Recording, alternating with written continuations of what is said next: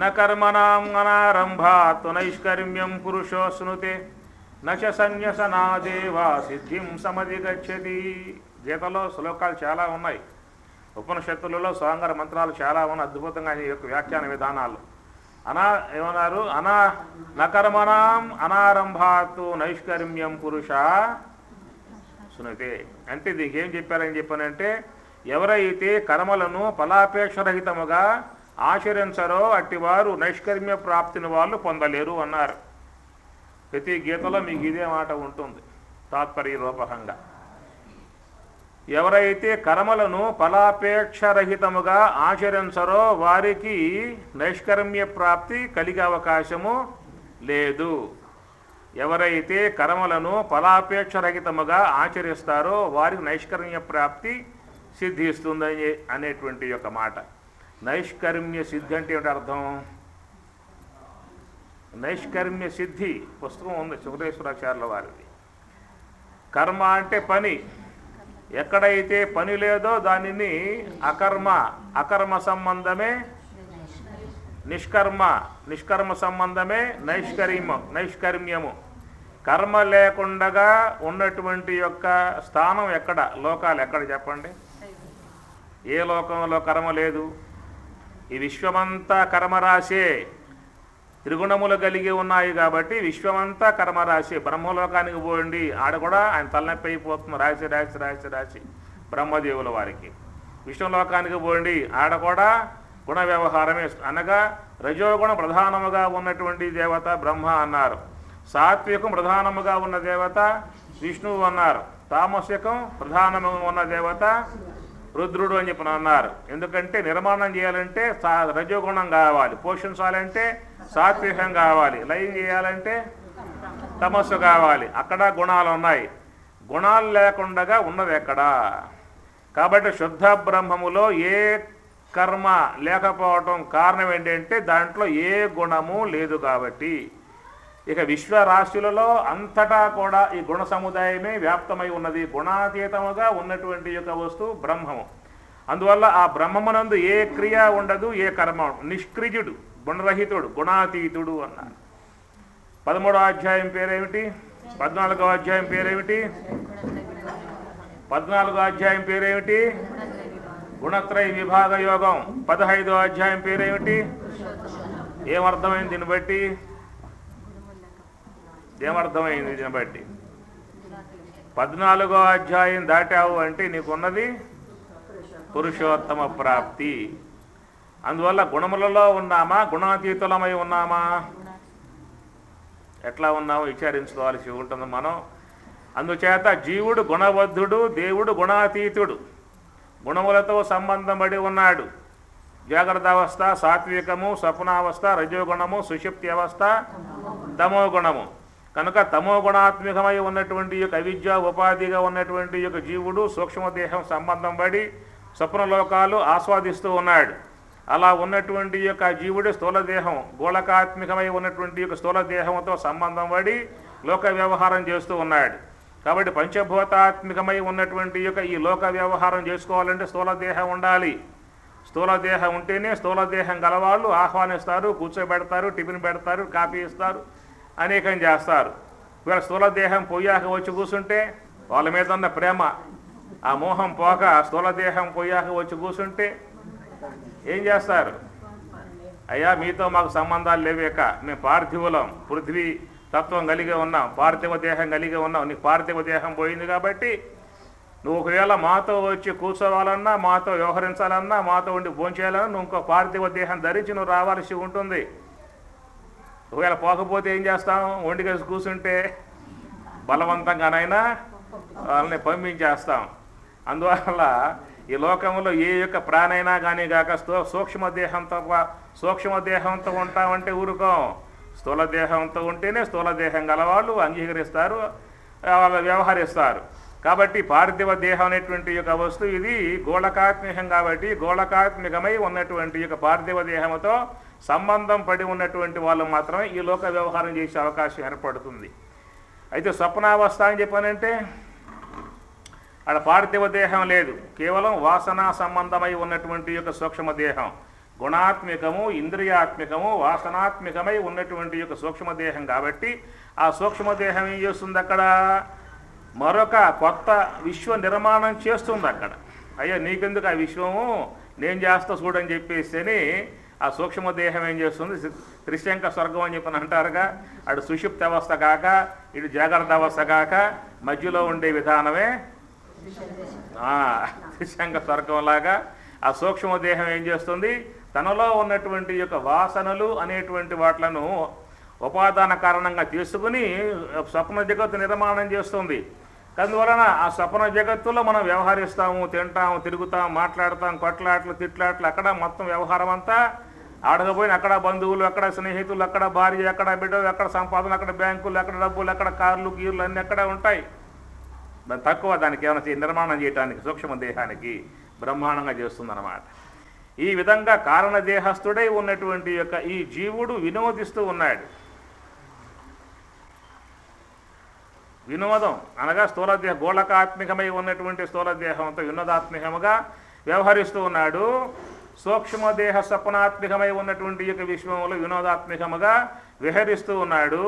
రెండు వద్దనుకున్నాడా అని చెప్పనంటే తన స్థానంలో తాను ఉంటాడు. దాన్ని మనం సుషుప్తావస్థ అని పేరు పెట్టుకున్నాం.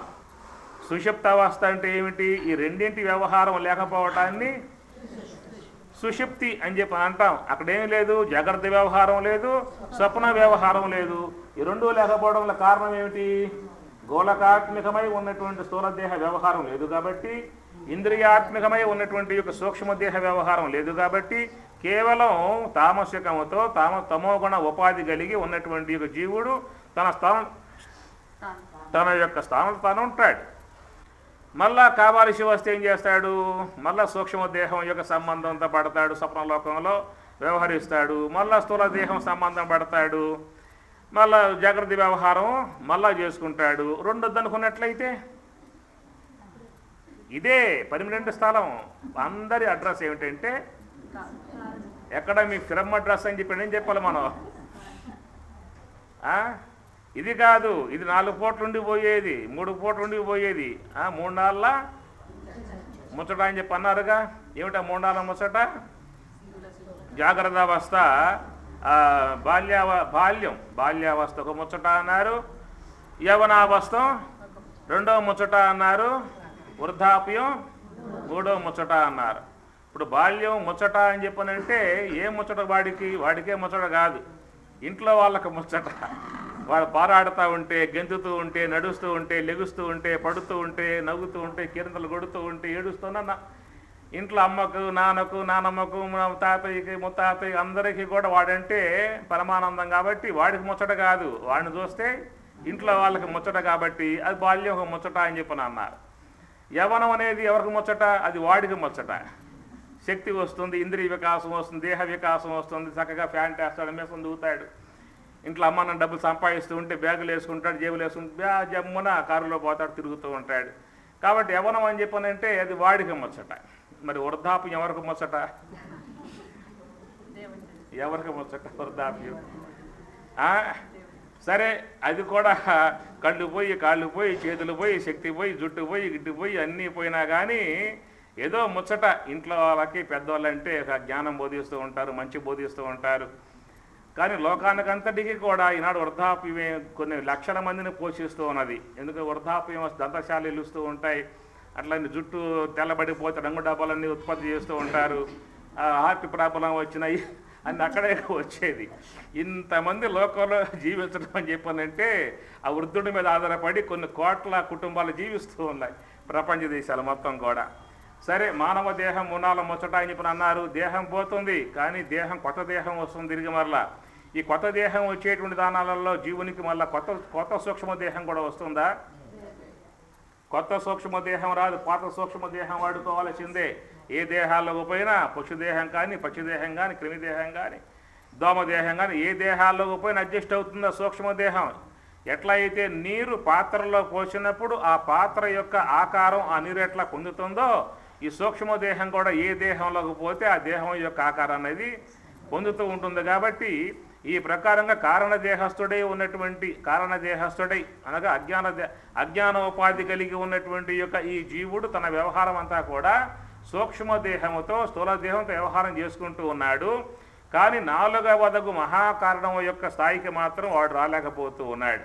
అనగా కారణదేహస్థుడై ఉన్నటువంటి యొక్క జీవుడు సూక్ష్మదేహం యొక్క సంబంధంతో స్వప్నావస్థ, స్థూలదేహ సంబంధంతో జాగ్రత్త అవస్థను పొందేటువంటి యొక్క జీవుడు మధ్య స్థలంలో ఉన్నటువంటి యొక్క మహాకారణముతో సంబంధం పొందేటువంటి యొక్క విధానం జీవితంలో ఏ వ్యక్తికి కూడా పుట్టుకతో రాదు. అది గురువు చెప్తేనే నీకు ఆ మార్గంలో పోయేటువంటి విధానము వస్తుంది. కాబట్టి ప్రవృత్తి మార్గంగా పోయేటువంటి విధానం జన్మతః స్వాభావికంగా వస్తుందే కానీ నివృత్తి మార్గంలో పోయేటువంటి యొక్క విధానం ప్రతి ఒక్క వ్యక్తికి స్వాభావికంగా వస్తుందా? ఎందువల్ల అంటే ప్రతి ఒక్క వ్యక్తికి కూడా స్వాభావికంగా ఇందువల్ల ప్రవృత్తి మార్గం వచ్చిందాయా అని చెప్పనంటే ఇది పంచభూతాత్మిక విశ్వం. ఈ పంచభూతాత్మిక విశ్వం కాబట్టి అట్టి విశ్వం యొక్క సంబంధమై ఉన్నటువంటి జ్ఞానేంద్రియాలు మనకు ఏర్పడ్డాయి. కాబట్టి ఆ జ్ఞానేంద్రియాలు తమ యొక్క పుట్టింటి వైపుకు లాక్కుపోతూ ఉంటాయి. ఎట్లాకపోతూ ఉంటాయి? ఏడ పుట్టిల్లాటికి శ్రోత్రేంద్రియానికి పుట్టిల్లు ఆకాశము, త్వగేంద్రియానికి పుట్టిల్లు వాయువు, నేత్రేంద్రియానికి పుట్టిల్లు అగ్ని,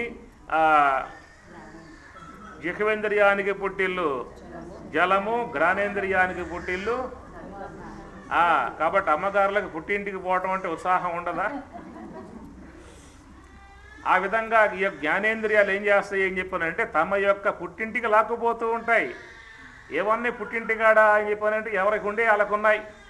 శ్రోత్రేంద్రియానికి శబ్దాలు ఉన్నాయి, త్వగేంద్రియానికి స్పర్శలు ఉన్నాయి, నేత్రేంద్రియానికి దృశ్యాలు ఉన్నాయి, రూపాలు ఉన్నాయి, జిహ్వేంద్రియానికి అయితేనేమో షడ్రసాలు ఉన్నాయి. ఆ షడ్రసాల మళ్ళా సహస్ర రసాలు, కోటి రసాలు, ఎన్ని వంటలు, ఎన్ని రకాలు, ఎన్ని ఋషులు అన్నమాట ఈనాడు. ఆ జిహ్వ యొక్క దాని తృప్తి కోసంగా దానిని తృప్తిపరచాలి, దాన్ని సంతోషపరచాలి అనేటువంటి విధానంలో మన జీవితాలు మొత్తం కొట్టుకుపోతానే ఉన్నాయి. కాబట్టి ఈ యొక్క జిహ్వేంద్రియం తన యొక్క పుట్టిళ్లకు రసాల వైపుకి తీసుకుపోతూ ఉంటుంది. ఘ్రాణేంద్రియం తన పుట్టిళ్లకు గంధాల వైపుకి తీసుకుపోతూ ఉంటుంది. ఈ విధముగా బలవత్తరముగా ఉన్నటువంటి యొక్క ఇంద్రియములు మనస్సులో ఉన్నటువంటి యొక్క వాసనలను తోడు చేసుకుని బలవత్తరముగా ఇంద్రియాలు తమ యొక్క పుట్టింటి వైపుకి అనగా పంచభూతాల వైపుకి అనగా విషయాల వైపుకి లాకపోయేయిగా ఎప్పుడు జరుగుతున్నది. కాబట్టి ఇలాంటి యొక్క మార్గములో ఉన్నటువంటి యొక్క వాళ్ళకు సులభముగా పోయే విధానం ఉన్నది. కానీ నివృత్తి మార్గంలో పోవటం అని చెప్పనంటే అంత తేలికైన పనిగా లేదు. ఎందుకని చెప్పనంటే అన్ని ఇంద్రియాలు కూడా ప్రవృత్తి మార్గంలో పోవటానికి బాగా అవి స్థిరపడి ఉన్నాయి. కాబట్టి సంస్కారములతో, అజ్ఞానముతో, కర్మవాసనలతో, గుణాలతో బాగా స్థిరపడి గట్టిపడి ఉన్నాయి. కాబట్టి వాటిని జయించి లోనికి లాగాలని చెప్పన్నట్లయితే ఓ పెద్ద పోరాటం మనకి కావాల్సి వస్తుందన్నమాట. అది పోరాటము అన్నారు, యుద్ధరంగము అన్నారు. దాన్ని ఏమన్నారు? పోరాటం, యుద్ధం. స్వాప్నోతి స్వరాజ్యం మాప్నోతి మనసస్పతి వాక్, అది పోరాటం, అది యుద్ధం చేయాల్సిందే. అందువల్ల అలాంటి యొక్క పోరాటం చేసేటువంటి యొక్క విధానంలో నివృత్తి మార్గంలో పోగలిగితే నీ యొక్క స్వస్వరూపాన్ని చేరుకుంటావు, ఆత్మానుభవాన్ని పొందుతావు అనేటువంటి విధానముగా మనకి లోకములో ఎవరికి కూడా స్వతసిద్ధముగా తెలియబడే అంశము కాదు. అది గురువు మాత్రమే చెప్పాల్సి వస్తుంది. కాబట్టి గురువు యొక్క అనుగ్రహముతో హంస యొక్క ఆశ్రయంలో ఉన్నట్లయితే నువ్వు నీ యొక్క స్వరూపాన్ని చేరుకుంటావు అని చెప్పనంటాయి. అనగా వ్యావహారికమై ఉన్నటువంటి యొక్క ప్రపంచ వస్తువులను చేర్చేవిగా ఇంద్రియాలు ఉన్నాయి. పారమార్థికమై ఉన్నటువంటి యొక్క పారమార్థిక సత్తాయి ఉన్నటువంటి నీ స్వస్వరూపాన్ని చేర్చేదిగా హంస ఉన్నది. అది వ్యావహారిక విశ్వం, పారమార్థిక వ్యావహారిక సత్తా, పారమార్థిక సత్తా రెండు ఉన్నాయన్నమాట. సత్తాలు రెండు. వ్యావహారిక సత్తా ఈశ్వర కల్పితం, అది మనకు వినియోగాత్మకముగా ఉన్నది. ఈశ్వర కల్పితమై ఉన్నటువంటి యొక్క వ్యావహారిక విశ్వం నీకు బంధయోగ్యం కాదు. వ్యావహారిక విశ్వం బంధయోగ్యము అని చెప్పన్నట్లయితే దేహం కూడా వ్యావహారిక వస్తువే, అది కూడా మనం వదలాల్సి ఉంటుంది. కాబట్టి వ్యావహారిక వస్తువులు బంధయోగ్యం అని చెప్పి ఉద్దేశం ఎంత లెక్క పోయినా దూరంగా ఎక్కడికి పోయినా పంచభూతాలు ఉంటాయి, ఎక్కడికి పోయినా ఆ విషయాలు ఉంటాయి. అందుచేత వ్యావహారిక విశ్వం నీకు వినియోగాత్మకంగా ఉన్నది. అది వినియోగాత్మకంగా ఉన్నది. దానిని నువ్వు వాడుకుంటూ నువ్వు ప్రాతిభాషిక విశ్వమును జయించాల్సి ఉంటుంది. ప్రాతిభాషిక విశ్వమును జయించి నువ్వు పారమార్థికమై ఉన్నటువంటి యొక్క బ్రహ్మస్వరూపాన్ని పొందాల్సి ఉంటుంది. అందువల్ల పారమార్థికమై ఉన్నటువంటి యొక్క బ్రహ్మమునకు అడ్డముగా ఉన్నటువంటి యొక్క వస్తువేది అంటే నీ సృష్టి అన్నమాట. ఈశ్వర సృష్టి నీకు అడ్డముగా లేదు. నువ్వు దాంట్లో ఏళ్ళు పెట్టావు, నువ్వు నిర్మాణం చేయటం ఆరంభం చేసావు. నిర్మాణం ఒకటి ఆల్రెడీ ఉన్నది, దాన్ని వాడుకుంటే పోతుంది. అది నాకెందుకు అబ్బా అని చెప్పి ఉద్దేశంతో నేను చేస్తా అని చెప్పేసి ఆరంభం చేశావు. కూర్చున్న సంకల్పాలే, నుంచున్న సంకల్పాలే, నడుస్తూ ఉన్న సంకల్పాలే, భోంచేస్తున్న సంకల్పాలే, స్కూటర్లో పోతున్న సంకల్పాలే, కారులో ప్రయాణం చేస్తున్న సంకల్పాలే, జనంలో కూర్చున్నా. మరి ఇంత లెక్క చేసిన తర్వాత అక్కడ జీవో మరి నువ్వు తీసుకొచ్చి. కాబట్టి నిత్య జీవితంలో ధ్యానం చేయగలిగితే నువ్వు ధ్యానంలో కూర్చున్నప్పుడు ఆ మనస్సు ఉండే అవకాశం ఏర్పడుతుంది. మేము ధ్యానం చేస్తున్నామండి, ఆలోచనలు వస్తూ ఉన్నాయి, ఏం చేయమంటారు, పొమ్మన్నా పోవటం లేదు, పట్టి పీడిస్తూ ఉన్నాయని చెప్పని అంటూ ఉంటారు. కారణం ఏమిటని చెప్పనంటే వ్యవహారంలో ఉన్నప్పుడంతా దాన్ని ఆస్వాదించావు, దాన్ని స్వాగతం పలికావు, దాన్నే చేశావు, దాంట్లో మునిగి తేలావు. ఇంత అయిన తర్వాత ధ్యానంలో కూర్చుంటావు, అది అక్కడ రాదా? ఎమ్మటే వచ్చింది అక్కడ రాకుండా ఉంటుందా? అందుచేత స్వామి చెబుతూ ఉన్నాడు, అయ్యా నువ్వు చేసేటువంటి యొక్క ధ్యానం ఆసీనోవా శయ్యానోవా గచ్చన్ తిష్టం సదా సుషి సర్వకాల ప్రయత్నేనా అంటుంది ఉత్తర గీత. భగవద్గీత కూడా తస్మాత్ సర్వేషు కాలేషు యోగయుక్తో భవార్జున అని చెప్పి అంటుంది స్వామి చెప్పేది. అందువల్ల నిత్య జీవితంలో ధ్యానం రాగలిగితే నువ్వు ధ్యానంలో కూర్చున్నప్పుడు నీ మనసు అక్కడ ఉండే అవకాశము ఏర్పడుతుంది. కాబట్టి పారమార్థికమై ఉన్నటువంటి యొక్క బ్రహ్మమునకు అడ్డుగా ఉన్నటువంటి యొక్క వస్తువు ఏమిటయ్యా అని చెప్పనంటే నువ్వు చేసే నువ్వు పెట్టుకున్నటువంటి పని. నీ పని నువ్వు మానుకుంటే చాలు. విశ్వం పాటికి విశ్వం ఉన్నది, బ్రహ్మం పాటికి బ్రహ్మం ఉన్నది. విశ్వం కావాలా ఇంద్రియాలు ఉన్నాయి పో, బ్రహ్మం కావాలా హంస ఉన్నది వెళ్ళిపో. రెండు నీకు అందించేవిగా ఉన్నాయి. ఇటుపోతే దగ్గరగా వ్యావహారిక విశ్వం ఉన్నది, ఇటుపోతే దగ్గరగా ఎంత దగ్గరగా ఉంది, చాలా దగ్గరగా పారమార్థిక వస్తువు ఉన్నది. కాబట్టి వ్యావహారిక విశ్వము బాధించేదిగా లేదు, పారమార్థిక వస్తువు నిన్ను ఆనందింపజేసేదిగా ఉన్నది. అందుచేత నువ్వు ఇటు పోవటానికి అటు పోవటానికి ఏం చేస్తున్నావు మధ్యలో అని చెప్పనంటే నీ సొంత వ్యవహారాన్ని పెట్టుకున్నావు. కనుక నీ సొంత వ్యవహారం నువ్వు మానుకోగలిగితే నీకు మోక్షం అక్కడే ఉన్నది. న మోక్షో నభసః పురుష్టే న పాతాళే న భూతలే మోక్షో హి చేతో విమలం సమ్యజ్ఞాన నిబోధతః యోగ వాసిష్టం. నమోక్షో నభసః ఆకాశంలో మోక్షం ఉందని చెప్పి అనుకుంటున్నావేమో. ఆకాశానికి పోతే, వైకుంఠానికి పోతే, కైలాసానికి పోతే, బ్రహ్మలోకానికి పోతే, గోలోకానికి పోతే, ఇంకెన్నో లోకాలని చెప్పేసి ఆ లోకాలకు పోతే మోక్షం చెప్పి అనుకుంటూ ఉన్నామేమో. అక్కడ పోయావా మళ్ళీ వస్తావేడకి. పోవటం ఉన్నది అంటే రావటం ఉంటుంది. ఎందువల్ల పోవటం రావటం సూక్ష్మదేహం యొక్క ధర్మాల ఆత్మధర్మాల. వెళ్ళావు అంటే ఏ ధర్మం అది? సూక్ష్మదేహం. సూక్ష్మదేహం ఉందా కర్మవాసనలో దాంట్లో ఉన్నట్లే, దాంట్లో అజ్ఞానపు సంబంధ జీవుడు ఉన్నట్లే, ఇంద్రియాలు గుణాలు కర్మవాసనలు మొత్తం ఉన్నట్లే. సూక్ష్మదేహం నివారింపబడితే అది మోక్షం అని చెప్పేసేసాని. స్థూలదేహం పోతే మోక్షం కాదు. స్థూలదేహం పోతే మోక్షం కాదు. సూక్ష్మదేహం అంతరింపగలిగితే అజ్ఞానం కూడా పోతుంది. కాబట్టి రాకపోకలు ఉంటాయి. నువ్వు ఏ లోకానికి పోయినా వస్తావు. నమోక్షో నభసః. నభసః అంటే ఆకాశం. ఆకాశంలో పోతే మోక్షం అని చెప్పి అనుకుంటూ ఉంటారు. ఆకాశంలో ఏమున్నాయి, పైన ఏమున్నాయి, పైన లోకాలు ఉన్నాయని చెప్పాను కదా. ఉన్నాయా అన్నది కూడా సందేహమే. ఉన్నాయో లేవు రేపు పోతాం కదా చూసుకుందాం. అందుచేత నమోక్ష నభసః పృష్ఠే నపాతాలే నపాతాలే నభూతలే. ఈ భూతలే హరిద్వార పో, ఋషికేశ్ పో, కాశీ పో, ఎక్కడికన్నా పో, నువ్వు ఎక్కడికి తిరిగినా కూడా నీకు ఎక్కడెక్కడ మోక్షం అనేటువంటిది లేదయ్యా. మోక్షో హి చేతో విమలం సమ్యజ్ఞానం నిబోధతః. మోక్ష హి చేత విమలం. ఎవరి మనస్సు అయితే నిర్మలమై నిశ్చలమై శుద్ధమై అంతర్ముఖమై హంస యొక్క మార్గములో పయనిస్తుందో అట్టి వారికి మాత్రమే బ్రాహ్మీ సంబంధ అనుభవాన్ని పొందటం కారణంగా ఏమవుతుంది? అది మోక్షం. మోక్షము అనేటువంటిది లోకంలో ఎంతమంది అపేక్షించి ఉంటారు? నాకు మోక్షం కావాలి అనేటువంటి యొక్క భావన లోకంలో ఎంతమందికి ఉంటుంది చెప్పండి? ఎంతమందికి ఉంటుంది? ఎంతమందికి ఉంటుంది? 100% ఉంటుందా? 100కి 100% ఉంటుందా? 90% ఉంటుందా? 80% ఉంటుందా? 50% ఉంటుందా?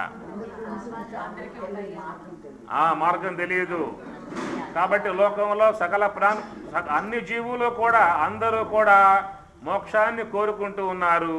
అనగా ఆత్యంతిక దుఃఖ నివృత్తి పరమానంద ప్రాప్తియు చేరి మోక్షము, నాకు దుఃఖం వద్దు, నేను ఎప్పుడూ కూడా ఆనందంగా ఉండాలి అన్నటువంటి యొక్క భావం లోకంలో ఎవరికి ఉంటుంది చెప్పండి? అందరికీ ఉంటుంది. నాకు దుఃఖం వద్దు, నేను ఎప్పుడూ కూడా ఆనందంగా ఉండాలి. కాబట్టి నాకు ఆనందం కావాలి అని కోరుకోవటమే నాకు బ్రహ్మము కావాలని కోరుకోవటం. నాకు ఆనందం కావాలి అని కోరుకోవటమే నాకు బ్రహ్మం కావాలని కోరుకోవటం. ఎందుకంటే ఆనందం అనేది బ్రహ్మం కంటే భిన్నంగా లేదు. ఆనందమే బ్రహ్మం, బ్రహ్మమే ఆనందం. కాబట్టి ఆ బ్రహ్మము అనేటువంటి యొక్క వస్తు స్వరూపం ఎట్లా ఉందని చెప్పనంటే, బెల్లం ఎట్లా ఉన్నది? తీపిగా ఉంటుంది. బ్రహ్మం ఎట్లా ఉంటుంది? ఎట్లా ఉంటుంది?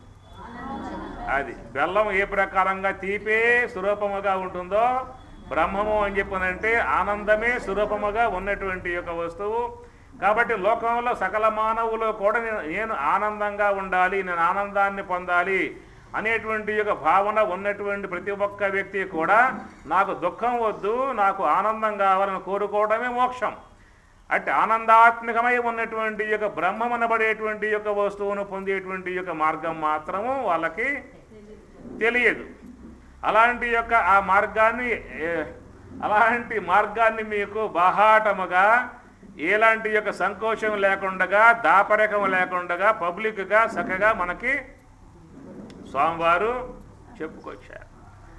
అందుచేత ఆ పారమార్థికమై ఉన్నటువంటి యొక్క బ్రహ్మము యొక్క వస్తు స్వరూపాన్ని పొందేటువంటి యొక్క ఉద్దేశం ఉన్నట్లయితే, కారణదేహస్థుడై ఉన్నటువంటి యొక్క తాను సూక్ష్మదేహం యొక్క సంబంధంతో సంచరించేటువంటి వాడుగా, స్థూలదేహం యొక్క దానితో సంచరించేటువంటి వాడుగా ఉన్నటువంటి యొక్క ఆ తాను ఈ వైపుకు రావాలి, ఈ వైపుకు పోయేవాడు. కాబట్టి జీవుని యొక్క పర్మనెంట్ స్థలం స్థూలదేహమా లేకపోతే సూక్ష్మదేహమా? పర్మనెంట్ స్థలం ఏది? స్థూలదేహమా సూక్ష్మదేహమా? పర్మనెంట్ స్థలం. స్థూలదేహాన్ని వాడుకుంటూ ఉన్నాడు, చెప్పేందాక మీకు ఆ మాటలో. స్థూలదేహాన్ని వాడుకుంటూ ఉన్నాడు, సూక్ష్మదేహాన్ని వాడుకుంటూ ఉన్నాడు. అతని స్థలం కారణదేహము. అవిద్య ఉపాధి కలిగి ఉన్నటువంటి యొక్క ఆ జీవుని స్థలం 12 స్థలం కారణదేహ స్థలం. కాబట్టి ఆ కారణదేహస్థుడై ఉన్నటువంటి యొక్క జీవుడు ఈ వైపుకు పోతున్నాడే కానీ అతడు ఈ వైపుకి రావటం లేదు.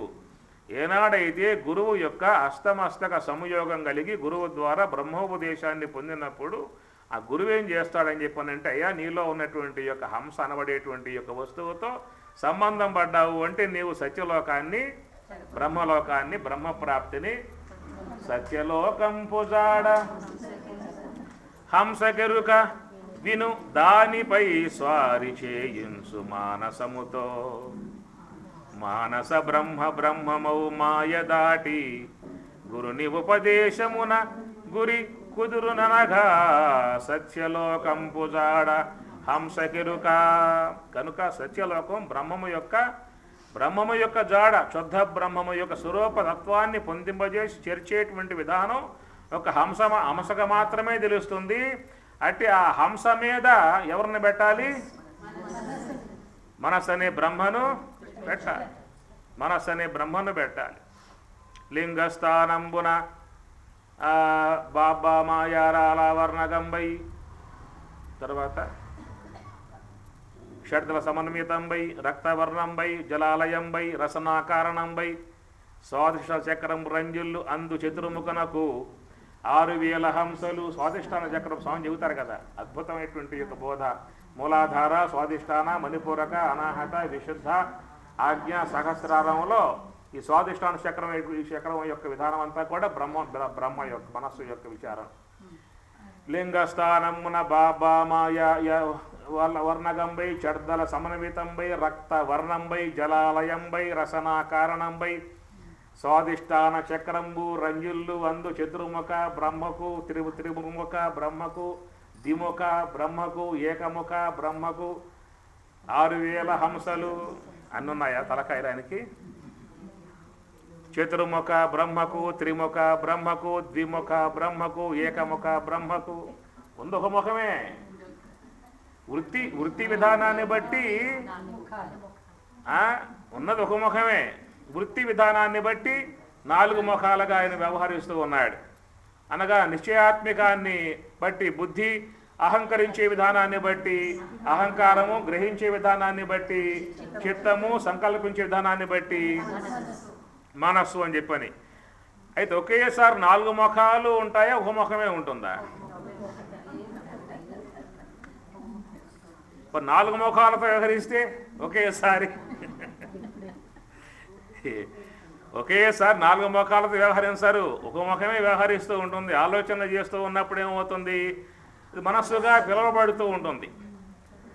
అదే మనస్సు కనుక తన ఆలోచన ప్రపంచం విడిచిపెట్టి ఆ యొక్క సోహంభావ ధ్యానంలో ఉన్నప్పుడు శుద్ధాంతకరణం అవుతుందో, శుద్ధాంతకరణాన్ని బట్టి దానికి సాత్వికం ఏర్పడుతుంది. కాబట్టి ఆ సాత్వికాన్ని బట్టి ఉన్నటువంటి యొక్క దానిని బుద్ధి అని చెప్పని అంటారు. నిశ్చయాత్మిక వస్తువు బుద్ధి, చలనాత్మిక సంకల్పాత్మిక వస్తువు మనస్సు. రజోగుణముతో చేరి ఉంటే మనస్సు, సాత్వికముతో చేరి ఉంటే బుద్ధి. ప్రవృత్తి మార్గంలో పోతే మనస్సు, నివృత్తి మార్గంలో పోతే బుద్ధి. చంచలముగా ఉంటే మనస్సు, నిశ్చలముగా ఉంటే బుద్ధి. ఇంద్రియాలతో ఉంటే మనస్సు, శ్వాసతో ఉంటే బుద్ధి. బంధ మార్గంలో పోతే మనస్సు, మోక్ష మార్గంలో పోతే బుద్ధి.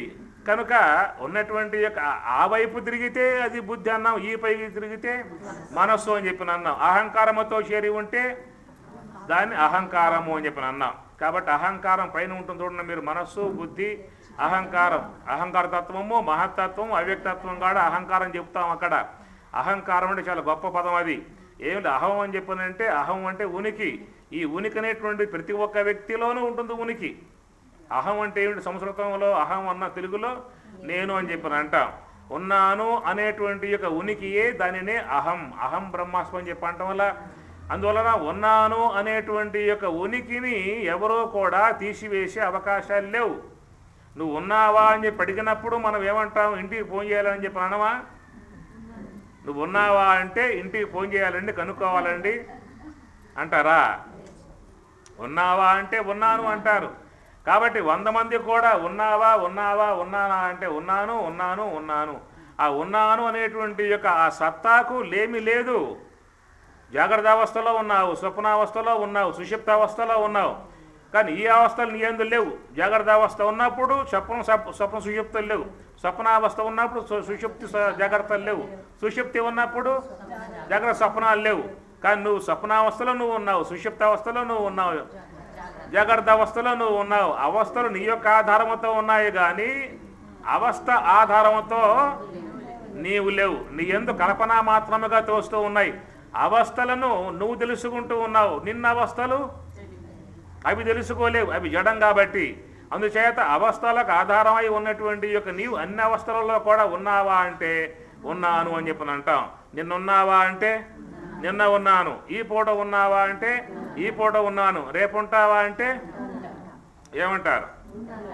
సందేహిస్తారు. కొంతమందికి సందేహం, సందేహం లేదు కొంతమందికి. ఎందువల్ల? నేను బ్రహ్మమును అన్న భావం ఉన్నటువంటి వాళ్ళైతేనేమో రేపు కూడా ఉంటాను అని చెప్పని అంటారు. దేహమే నేననే భావం ఉన్నటువంటి వాళ్ళైతేనేమో ఉంటాను ఉండను అని చెప్పని అంటూ ఉంటారు. ఉంటాను ఉండను అనేటువంటి యొక్క భావన అది భ్రాంతి కల్పితం, దేహాన్ని బట్టి వచ్చింది. అందుచేత నువ్వు ఈ పూట నిన్న ఉన్నావు, ఈ పూట ఉన్నావు, రేపు ఉంటావు. ఒకవేళ రేపు అనేటువంటి యొక్క ఆ రేపు అనేది కూడా లేకపోవచ్చు, నువ్వు మాత్రం ఉంటావు.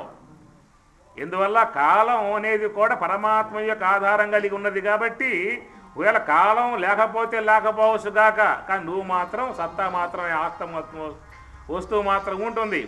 కాబట్టి ఆ ఉన్నటువంటి యొక్క ఆ బ్రహ్మము ఉన్నదే, అంటే ఆ బ్రహ్మము అనబడేటువంటి యొక్క వస్తువు యొక్క సత్తాత్వమునందు, ఆ ఉనికి యందు ఈ దేహేంద్రియ సంఘాతమంతా కూడా ఆరోపితంగా చేయబడింది. కాబట్టి నీ యొక్క ఉనికిని నువ్వు స్మృతి కోల్పోయి, నీ ఉనికిని కోల్పోయి దేహేంద్రియముల యందు నువ్వు నీ యొక్క ఉనికిని ఆపాదింపజేసుకుని అధ్యస్థం చేసుకుని, నేను దేహము, పుట్టాను, చస్తాను, నల్లగా ఉన్నా, పొట్టిగా ఉన్నా, లావుగా ఉన్నా, సన్నగా ఉన్నా, బ్రహ్మచారిని, గృహస్థుణ్ణి, వానప్రస్థుణ్ణి, సన్యాసిని, ఆ బ్రాహ్మణుణ్ణి, క్షత్రియుణ్ణి, వైశ్యుణ్ణి, శూద్రుణ్ణి, వస్తున్నా, పోతున్నా, తింటున్నా, కంటున్నా, దేహ ధర్మాలు, ఇంద్రియ ధర్మాలు నీపై ఆరోపితం చేసుకున్నావు. కాబట్టి అహం యొక్క వృత్తిలో కర్రధాతువు అధ్యస్థమయ్యింది.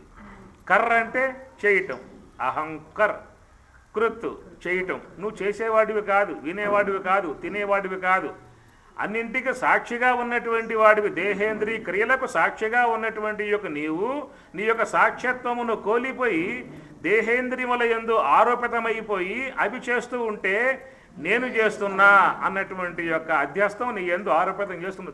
దీన్ని స్వాంగ మన అనుభవామృతారంలో అంటాడు, ధర్మాధ్యాస, ధర్మసకి ధర్మి యొక్క అధ్యాస.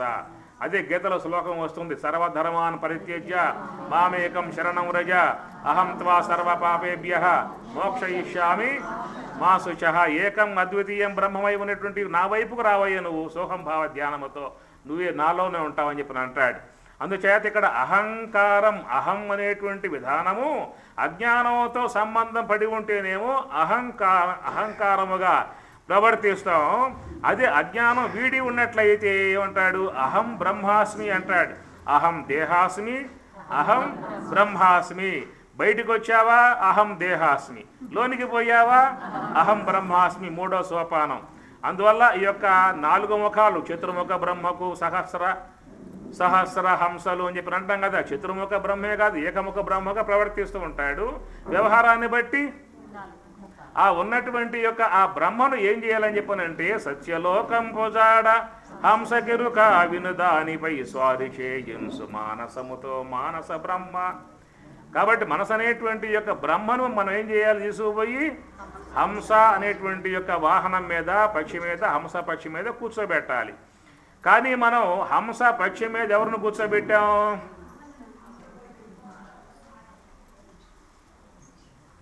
ఎప్పుడు రావాలి? ఆ హంస అనేటువంటి వాహనం మీద ఎవరిని కూర్చోబెట్టాం? కైలాసానికి పోతే పరమశివునికి వృషభం వాహనం, అమ్మవారికి సింహ వాహనం, కుమారస్వామికి అయితేనేమో నెమలి వాహనం, వినాయక స్వామి వారికి అయితేనేమో ఎలుక వాహనం. ఎవరి యొక్క వాహనాలు వాళ్ళకు ఉన్నాయి కైలాసంలో మాత్రం.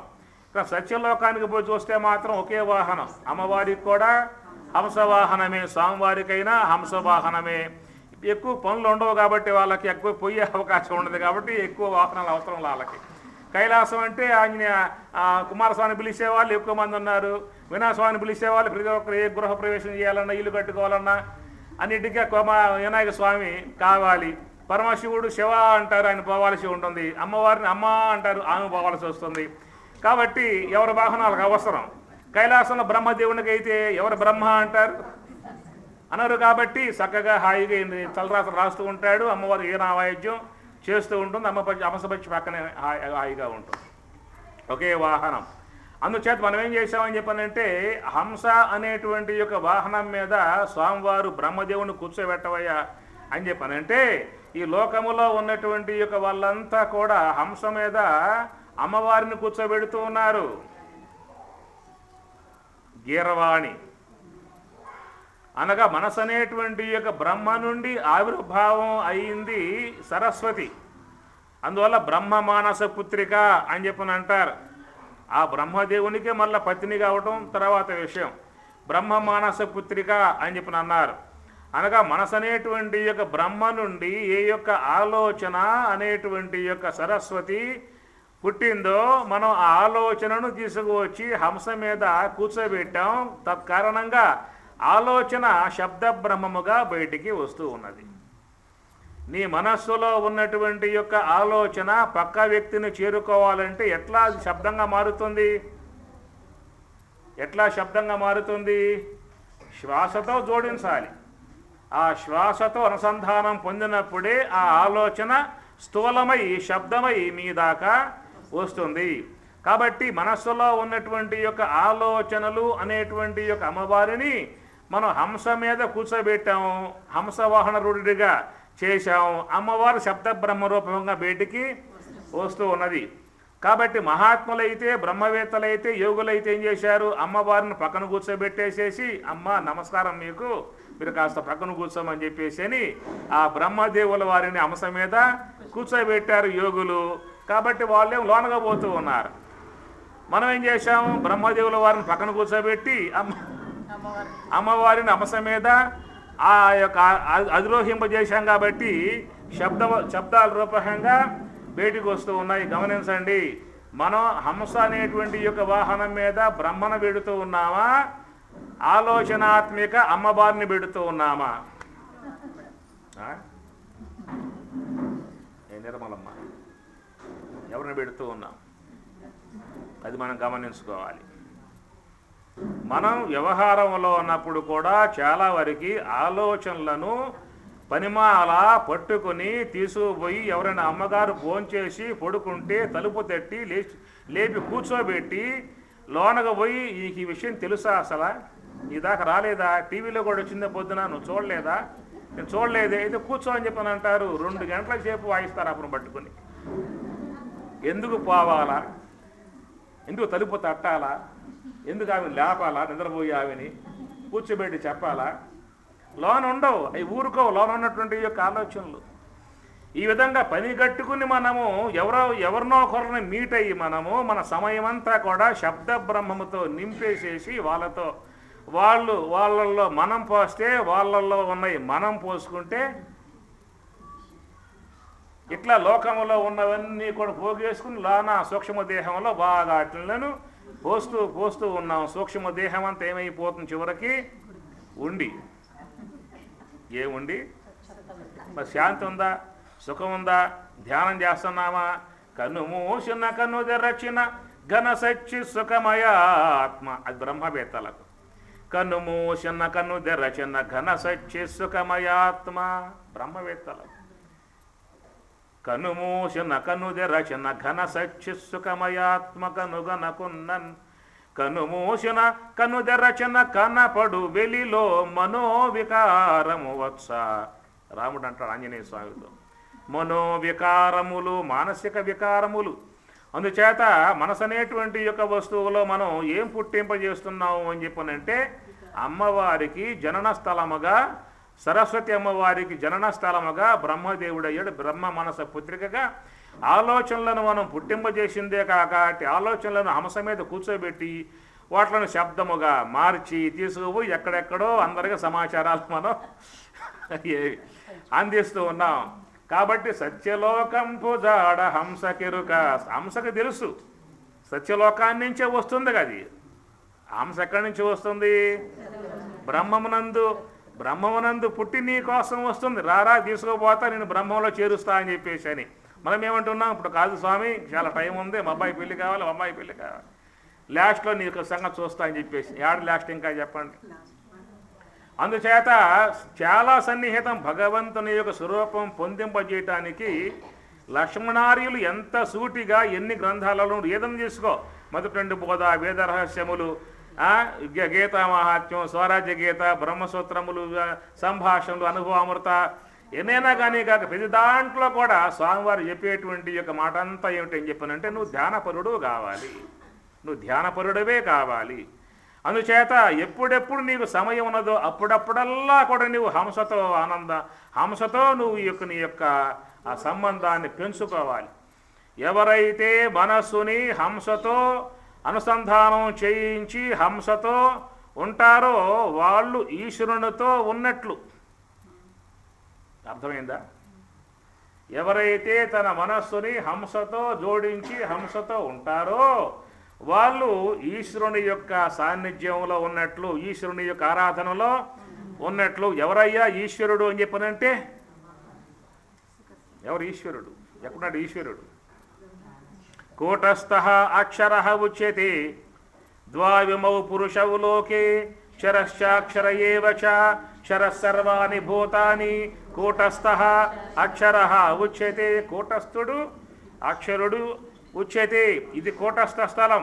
స్థూలదేహము జాగ్రత్త అవస్థ, విశ్వడు సూక్ష్మదేహము స్వప్నావస్థ, తైజసుడు కారణదేహము సుషుప్తి అవస్థ, ప్రాజ్ఞుడు మహాకారణము తురీయము కూటస్థుడు. కూటస్థః అక్షరః. ఈశ్వరుడు ఇక్కడున్నాడు. సమస్త జీవుల్ని కూడా బతికిస్తున్నాడు. ఈశ్వర సర్వభూతానాం హృతుదేశే అర్జున తిష్టతి భ్రామయన్ సర్వభూతాని యంత్రారూఢాని మాయయా. సమస్త ఈ లోకంలో ఉన్నటువంటి సమస్త జీవులన్నీ కూడా వ్యవహరిస్తున్నవి అని చెప్పనంటే ఈశ్వరుని యొక్క ఆధారం కలిగి వ్యవహరిస్తూ ఉన్నాయి. కాబట్టి ఆ శ్వాస యొక్క స్థలములో మనం ఉన్నాము అంటే ఈశ్వరునితో ఉన్నట్లే. అది నిజమైనటువంటి యొక్క ఈశ్వర ఆరాధన. ఈశ్వర ఆరాధన. చైతన్యమూర్తిగా ఉన్నటువంటి సర్వేశ్వరుడు నీలో ప్రాణమై ఉన్నాడు, హంసరూపమై ఉన్నాడు. శుద్ధ బ్రహ్మము నీలో చైతన్య స్వరూపం. ఆ చైతన్య స్వరూపాన్ని ఆశ్రయించి ఉన్నటువంటి యొక్క ఆ హంస ఎవరయ్యా అని చెప్పానంటే కూటస్థః అక్షరః ఉచ్యతే. నువ్వు ఎంచేపు అయితే హంసతో ఉంటావో నీకు అంచేపు కూడా నువ్వు సర్వేశ్వరునితో ఉన్నట్లే. కాబట్టి ఆ విధముగా ఆ సర్వేశ్వరునితో ఉండగా ఉండగా నువ్వేమవుతావు? చివరికి నీ జీవత్వాన్ని విడిచిపెట్టి నీవే ఈశ్వరుడుగా అయిపోతావు. మలిన సాత్విక అవిద్య పోయిందా అంటే శుద్ధ సాత్విక విద్య నీకు సంప్రాప్తమవుతుంది. శుద్ధ సాత్వికమై ఉన్నటువంటి యొక్క ఆ శుద్ధ సాత్విక బ్రహ్మాకార వృత్తిని విద్యను నువ్వు పొందాలని చెప్పినట్లయితే దేంతో ఉంటే ఏర్పడుతుంది? హంసతో ఉంటే ఏర్పడుతుంది. ఎంతకాలమైతే మనము హంస యొక్క అనుసంధానం లేకుండా కేవలం ఇంద్రియాలతో మాత్రమే సంబంధం పడుతూ ఉన్నామో ఇంకా జీవత్వం పెరుగుతూనే ఉంటుంది. ఇంద్రియాలతో సంబంధం పడే కొద్దీ మనలో అవిద్య పెరుగుతూ ఉంటుంది, జీవత్వమే పెరుగుతుంది. అట్టి అవిద్యాత్మికమై ఉన్నటువంటి యొక్క జీవత్వం తొలగిపోవాలి, అవిద్య పోవాలని చెప్పి అన్నట్లయితే నీవు ఈశ్వరునితో సంబంధం పడాలి. మహాకారణమగు ఈశ్వరునితో సంబంధం పడ్డట్లయితే నీలో అనాదిగా ఉన్న అజ్ఞానం అంతా కూడా తొలగింపబడి అవిద్యయా మృత్యుం తీర్థవా విద్యయా అమృతం. దేంట్లో మాత్రం ఇది? దేంట్లో మాత్రం? అది విద్యాంచ అవిద్యాంచ యస్తద్వేదో భయం సహ అవిద్యయా మృత్యుం తీర్థవా విద్యయా అమృతం అశ్నుతే అని చెప్పి అన్నాడు. అవిద్య ద్వారా మృత్యువును దాడుతూ ఉన్నాడు. అవిద్యయా, అవిద్య చేత తృతీయ భక్తి ఏకవచనం. అది అవిద్యయా తృతీయ భక్తి ఏకవచనం. అవిద్యయా అవిద్య చేత మృత్యుం తీర్థవా, మృత్యుం ద్వితీయ భక్తి ఏకవచనం. మృత్యుం మృత్యువుని తీర్థవా దాటి అన్నాడు. ఏమిటా మృత్యువు? అవిద్య ద్వారా మృత్యువును దాడుతూ ఉన్నాడు అన్నాడు. ఏమిటా మృత్యువు అని చెప్పన్నట్లయితే రెండు అర్థాలు వస్తాయి. ఎక్కడ? మృత్యువు యొక్క సంబంధమై ఉన్నటువంటి యొక్క వస్తువు దేహము. మృత్యువు అపహరించేది, మృత్యువు తీసుకున్నది ఈ దేహాన్నే. కాబట్టి ఈ దేహ సంబంధం కలిగి ఉన్నాం. కాబట్టి ఏ యొక్క దేహ సంబంధం కలిగి ఉన్నామో మనము ఆ దేహము యొక్క విధానము ఎప్పుడు అది జడమవుతుంది అని చెప్పనంటే నువ్వు ధ్యానములో ఉన్నప్పుడు. అనగా స్థూల దేహముగా ఉన్నటువంటి యొక్క మృత్యువు యొక్క సొత్తై ఉన్నటువంటి యొక్క స్థూల దేహము జడమైనప్పుడు నీవు అవిద్యయా మృత్యుం తీర్థవా అంటే నువ్వు ఎంతెంత ధ్యానములో ఉంటావో శ్వాస వెంబటే ఉన్నప్పుడు నీలో ఉన్నటువంటి యొక్క అజ్ఞానం అంతరిస్తుంది. అజ్ఞానం అంతరించే కొద్దీ ఈ దేహం జడమవుతుంది. దాన్ని ఏమన్నారు? తన్మయత్వము అన్నారు. తనువుని మరచి ఉన్నటువంటి విధానమే తన్మయత్వము అని చెప్పని. ఎప్పుడు నీకు ఈ దేహము యొక్క సంబంధం ధ్యానంలో పోతుంది అని చెప్పనంటే అవిద్య అనేది అంతరించినప్పుడు. మలిన సాత్వికమై ఉన్నటువంటి యొక్క అవిద్య అంతరించినప్పుడు, మలిన సాత్వికమై ఉన్నటువంటి యొక్క అవిద్య నీకు అంతరించకపోయిందా, దాని ప్రభావమే ఉన్నదా అని చెప్పనంటే మలిన సాత్వికము అన్నప్పుడు ఆ మలిన సాత్వికములో రాజసిక సంబంధ సంస్కారములు, తామసిక సంస్కారములు ఈ రెండు చేరినప్పుడే మలిన సాత్వికము అని చెప్పని అంటాం. కాబట్టి ఈ రాజసిక సంబంధ సంస్కారములు, తామసిక సంబంధ సంస్కారములు ఈ రెండింటి ప్రభావంతో ఏమవుతుంది? నీవు హంస మీద కూర్చోవటం అనేటువంటి విధానం నీకు సిద్ధించదు. రాజసిక సంబంధమై ఉన్న సంస్కారములు ఆలోచన పరంగా లాక్కుపోతూ ఉంటాయి. తామసిక సంబంధమై ఉన్న సంస్కారం నిద్రారూపకంగా లాక్కుపోతుంది. ఈ రెండింటి ప్రభావముతో నీకు హంసను గమనించేటువంటి యొక్క స్థితి నీకు ఉండదు. ఎప్పుడైతే ఆ మలిన సాత్వికం శుద్ధ సాత్వికమవుతుందో, అనగా ధ్యానం చేయగా ఆ మలిన సాత్వికం రాజసిక సంబంధ తామసిక సంబంధ సంస్కారములు అంతముందే కొద్ది ఏమవుతుంది, నీలో శుద్ధ సాత్వికం ఏర్పడుతుంది. కాబట్టి ఆ శుద్ధ సాత్వికాన్ని పొందే కొద్దీ మలిన సాత్వికం అంతరించే కొద్దీ అవిద్యయ మృత్యుం తీర్త్వా, అవిద్య అంతరించే కొద్దీ అవిద్య అంతరించే కొద్దీ మృత్యుం తీర్త్వా, ఈ దేహం ఏమవుతుంది, జడమవుతుంది. అప్పుడు తన్మయత్వం ఏర్పడుతుంది నీలో. స్థూల శరీరంబు సుస్థిరంబుగా నుండు సర్వేంద్రియంబులు ప్రశాంతి నందు సన్మనః పవనములు చెంచలింపకయుండు కామాది శత్రువర్గము నశించు. ఇది ఒక చక్కటి ఒక మార్గం రాముడు బోధిస్తాడు. ధ్యానంలో ఉన్నప్పుడు ఎట్లా ఏర్పడుతుందో.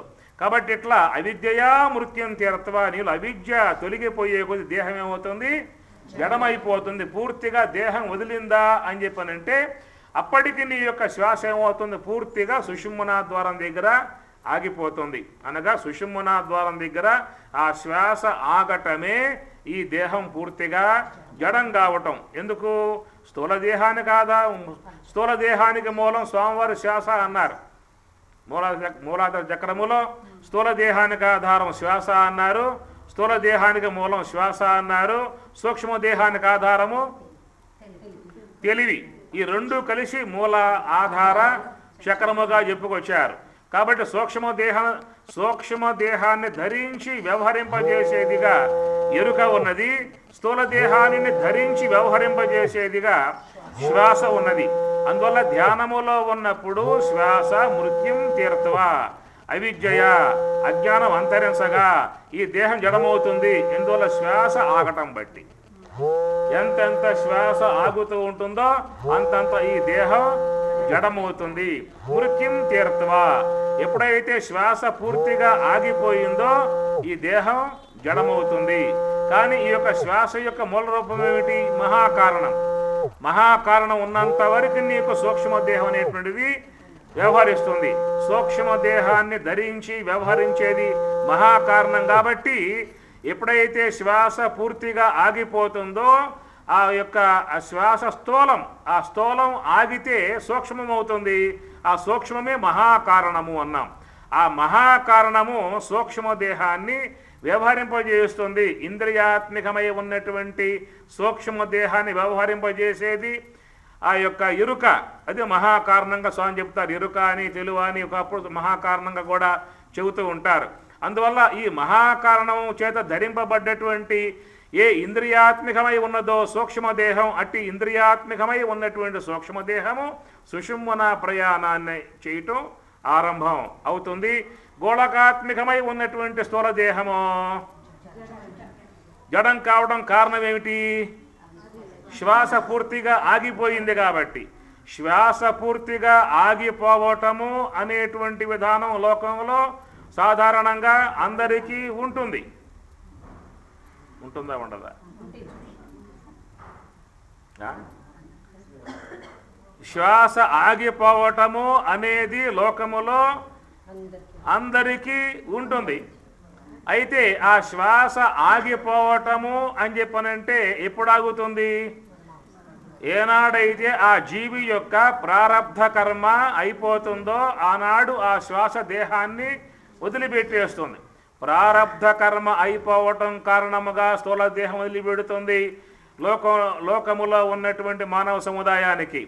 కానీ ధ్యానపరుడికి సూక్ష్మదేహములో ఉన్న సంచిత కర్మ అనేది అది లయమైపోతుంది. కాబట్టి సంచిత కర్మ పోవటం చేత ఇక్కడ ఈయనకి దేహం జడమవుతుంది. అందువల్ల సంచిత కర్మ ఉండదు కాబట్టి వాళ్ళకి జన్మ ఉండదేక.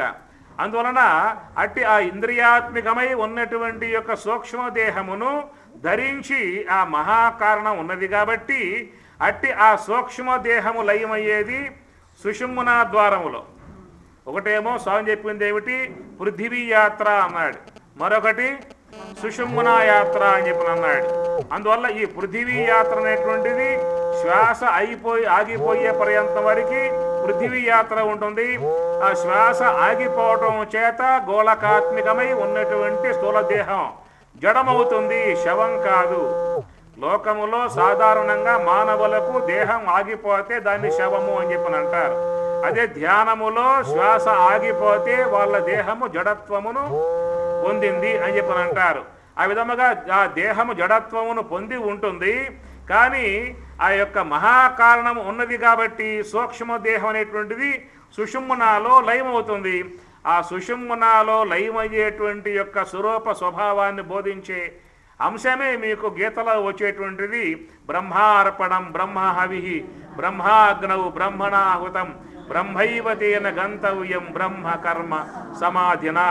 అర్పణము బ్రహ్మము, హవిస్సు బ్రహ్మము, అగ్ని బ్రహ్మము, వ్రేలిసేవాడు బ్రహ్మము. అన్నీ లయమైపోయిన తర్వాత మిగిలి ఉండేటువంటిది కూడా బ్రహ్మైవతేన గంతవ్యం. పొందబడే వస్తువు కూడా చివరి బ్రహ్మమే అని చెప్పని అంటాడు.